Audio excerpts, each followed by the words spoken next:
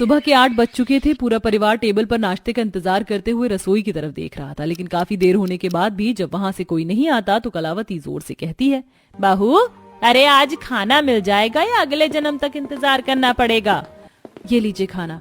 इतनी भी क्या भूख लगी है आप लोगों को? अभी कुछ देर पहले ही तो चाय पी है सबने। बहू, कुछ देर को बहुत देर बीत चुकी है।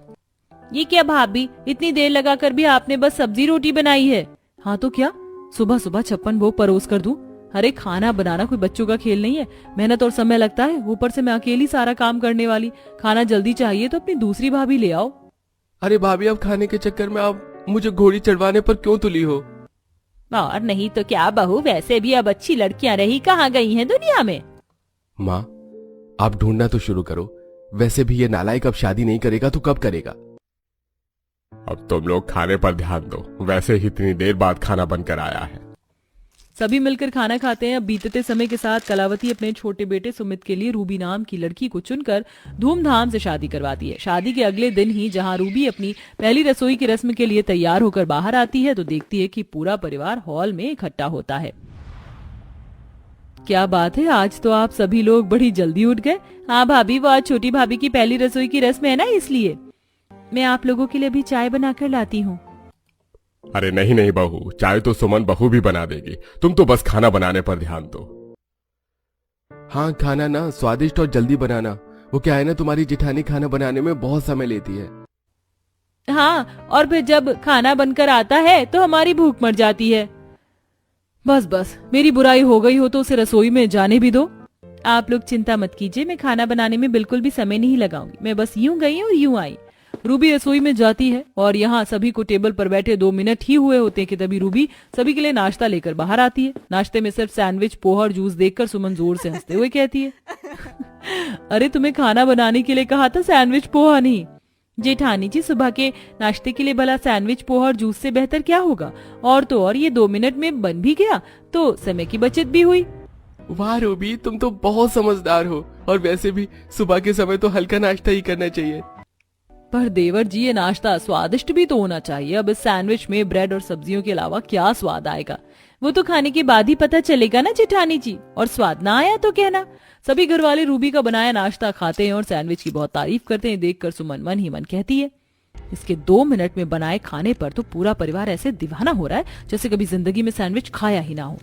सुमन वहां से मुंह बनाकर चली जाती है। अब कुछ दिनों बाद सभी के थके हारे रात में खाने के लिए बैठते हैं। तभी रूबी सभी के लिए 2 मिनट में बढ़िया मैगी बनाकर ले आती है। बहू, हम सभी को बहुत भूख लगी है और तुम ये मैगी बनाकर ले आई। इससे भूख कैसे मिटेगी? पापा जी, आप मैगी खाते नहीं है ना, इसलिए आपको ऐसा लग रहा है। एक बार खाकर देखिए, आपका पेट ना भरे तो कहना। लेकिन भाभी, आप दाल चावल ही बना लेती। आप लोगों को इतनी भूख लगी थी इसलिए मैंने फटाफट ये मैगी बनाई ताकि आप लोगों को समय पर खाना मिले। वरना तो जेठानी जी खाना बनाने जा रही थी जो भूख मरने के बाद ही तैयार होता। तुम्हें नहीं लगता कि तुम कुछ ज्यादा बोल रही हो? अरे समय लगाकर बनाती लेकिन खाने लायक खाना तो मिलता ना घर वालों को। अब तुम लोग लड़कर कलेश मत करो। वैसे ही भूख के मारे मूड खराब है, जो है खा लेते हैं। सभी लोग मैगी ही खाकर अपना पेट भरते हैं। बीतते समय के साथ रूबी जब भी खाना बनाती तो 2 मिनट में ही कुछ बनाकर परोस देती, भले ही सामने वाले का पेट भरे या ना भरे। लगातार उसकी यह हरकत देखकर एक दिन कलावती उसे टोकते हुए कहती है, बहू एक बात बता, तेरे पैर रसोई में ज्यादा देर टिक नहीं पाते हैं क्या, जो 2 मिनट में कुछ भी बनाकर परोस देती है? माँ जी, जब 2 मिनट में खाना बन रहा है तो उस काम में 1-2 घंटे क्यों लगाने? लेकिन बहू, अच्छा और स्वादिष्ट खाना 2 मिनट में नहीं बनता ना। और भला समय बचाकर तू क्या ही उखाड़ लेगी? माँ जी, खाना तो खाना ही है, 2 मिनट में बनाओ या 2 घंटे में। और वैसे भी आपको तो खुश होना चाहिए कि आपको जल्दी खाना बनाने वाली बहू मिली है।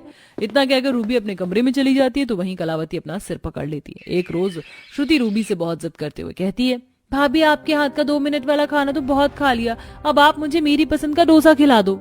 डोसा? हाँ, मेरा बहुत मन है और मुझे आपके हाथों से बना डोसा ही खाना है। रूबी किसी न किसी बहाने से श्रुति को मना करने के चक्कर में रहती, लेकिन श्रुति के बहुत जिद करने पर उसे हाँ करना ही पड़ता। उनकी बातें सुन रही सुमन मन ही मन कहती है, अब देखती हूँ कि ये डोसा बनाने में इसे कैसे देर नहीं लगती। बड़ी आई 2 मिनट में खाना बनाने वाली। रूबी रसोई में जाती है तो पीछे पीछे सुमन भी जाकर दरवाजे पर खड़ी हो जाती है। रूबी परेशान होकर कहती है, हे भगवान, अब ये डोसा कैसे बनता है? अब मैं इन घर वालों को क्या बताऊं कि मुझे खाना बनाना नहीं आता, इसलिए 2 मिनट में जो बनता वो परोस देती थी। लेकिन आज इस डोसे का क्या करूं? ये तो 2 मिनट में बनता भी नहीं और मुझे बनाना आता भी नहीं। दरवाजे पर खड़ी सुमन उसकी सारी बातें सुन लेती है और अचानक ही अंदर आकर हंसने लगती है। अच्छा, तो मतलब तुम्हें खाना ही बनाना नहीं आता? वाह जेठानी जी, आप यहाँ देखिए, घर वालों को कुछ मत बताइएगा वरना वो लोग मेरे बारे में क्या सोचेंगे। यही सोचेंगे कि घर की छोटी बहू कितनी नालायक है, खाना बनाना भी नहीं जानती। नहीं नहीं जेठानी जी, देखिए अब आप सब कुछ जान ही गई है तो मुझे खाना बनाना सिखा दीजिए, बदले में आप जो कहेंगी मैं करूंगी। ठीक है, लेकिन अपनी बात से मुकरना मत। अब सुमन रूबी की खाना ना बनना जानने की कमजोरी का फायदा उठाकर उससे खाना बनाना सिखाने के बदले में घर का सारा काम उसी से करवाया करती है और उसे आराम करने का बिल्कुल भी समय नहीं देती। एक रोज कलावती सुमन से घर का राशन लाने को कहती है, तभी रूबी झट से बोलती है, माँ जी मेरे होते हुए जेठानी जी भला क्यों राशन लाएंगी? मैं जाती हूँ ना। लेकिन बहू तू अभी तो कपड़े धोकर आई है, तो क्या हुआ माँ जी, काम करते रहने से शरीर में फुर्ती बनी रहती है। माँ जी अब ये करना चाहती है तो क्या दिक्कत है, करने दीजिए। दोनों देवरानी जेठानी का बर्ताव देखकर कलावती को कुछ ठीक नहीं लगता। साथ ही वो इस बात पर भी गौर करती कि रूबी का ज्यादातर समय अब रसोई में ही बीतता था। एक रोज वो दोनों बहुओं को बुलाकर एक पर्ची पकड़ा देती है। माँ जी इतना सारा खाना ये बाहर से ऑर्डर करना है क्या? बिल्कुल नहीं, ये सारा खाना तुम दोनों को बनाना है। मेरी कुछ सहेलियां रात के खाने पर घर आ रही हैं, इसीलिए अभी से दोनों रसोई में जाकर ये सारा खाना तैयार कर लो। दोनों बिना कुछ कहे रसोई में चली जाती। तभी सुमन रूबी को पर्ची पकड़ाकर एक कोने में बैठ जाती है। जेठानी जी आप बैठ क्यों गई, हमें बहुत काम करना है। हमें नहीं रूबी, तुम्हें, वो भी अकेले, क्योंकि मुझसे ये सब नहीं होगा। लेकिन मैं इतना सब अकेले कैसे बनाऊंगी? बनाना पड़ेगा, मैंने तुम्हें सिखाया तो है, और वैसे भी नहीं बनाओगी तो तुम जानती हो मैं माँ जी को सब सच बता दूंगी। अब रूबी मजबूरी के चलते चलते अकेले ही खाने की तैयारी में लग जाती है। 2 घंटे बीत जाने के बाद भी जब दोनों बहुएं रसोई से बाहर नहीं आती तो कलावती रसोई में जाती है, जहां वो दोनों की बातें सुन लेती है। जल्दी हाथ चलाओ, अभी तो 4 ही चीजें बनाई है तुमने, अब तो तुम खाना बनाना सीख गई हो, फिर भी धीरे धीरे हाथ चला रही हो। ये क्या हो रहा है? और छोटी बहू तो अकेले काम क्यों कर रही है? आखिर ये सब चल क्या रहा है? कलावती का चिल्लाना सुनकर रूबी उसे सब सच बता देती है। तभी कलावती सुमन को घूरते हुए कहती है, अच्छा तो तू अपनी देवरानी की कमजोरी का फायदा उठाकर उससे सारे काम करवा रही है? बहू तो इतनी स्वार्थी कैसे हो सकती है? माँ जी मुझे माफ कर दीजिए, मैंने आपसे ये बात छिपाई कि मुझे खाना बनाने नहीं आता। तूने डर से बात छिपाई, लेकिन सुमन बहू जब तुझे ये बात पता चली तो तुझे मुझे बताना चाहिए था, लेकिन तू तो इससे नौकरानी की तरह काम लेने लगी। माँ जी मुझे माफ कर दीजिए, इसके 2 मिनट के खाने के चलते सभी घर में इसके गुण गा रहे थे, इसीलिए तूने इससे ऐसे बदला लिया। अरे माफी मांगनी है तो इससे मांग। रूबी मुझे माफ कर दो, मैंने तुम्हारे साथ बहुत गलत बर्ताव किया, लेकिन मैं अब वादा करती हूँ कि आगे से ऐसा कभी नहीं होगा। रूबी अपनी जेठानी को माफ कर देती है, जिसके बाद दोनों मिलकर बढ़िया और स्वादिष्ट पकवान बनाती हैं और उस दिन के बाद से दोनों देवरानी जेठानी मिलकर रहा करती हैं और बिल्कुल भी झगड़ा नहीं करती।